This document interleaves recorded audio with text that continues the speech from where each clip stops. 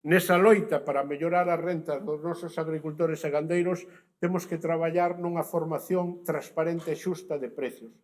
E para facer iso temos que empezar por corrixir o noso discurso.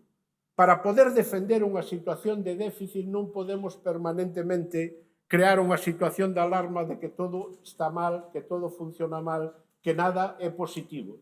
Temos un momento de estabilidade no sector do leite, no sector da carne, que tenemos que traballar codo con codo para ver como mantemos. Eu agradezco especialmente ás industrias de leite que están hoxe aquí, a inmensa maioría, as de carne, as bodegas, que estén nesta congreso, porque non son os nosos enemigos, son os nosos colaboradores imprescindibles para que aqueles alimentos que producimos cheguen aos consumidores. E digolle á industria tamén, temos que romper ese pasado de confrontación.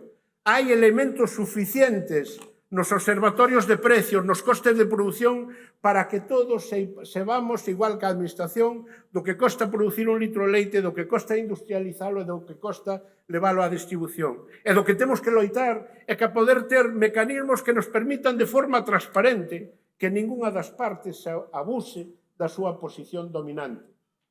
Temos a multitud de explotacións, producimos elementos de calidad, pero producimos alimentos perecedeiros. E temos, polo tanto, unha eiva que, se non chegamos a un acordo para que nos recollan o produto, quedamos ca situación de telo que tirar. Non podemos continuar ca dinámica de contratos de adhesión. Non pode ser que a industria de calquer tipo nos poña un contrato encima da mesa e ou firmamos ou non nos recollen o produto. Non queremos que quede todo no sector produtor, pero sí ten que quedar o margen suficiente para poder vivir dignamente.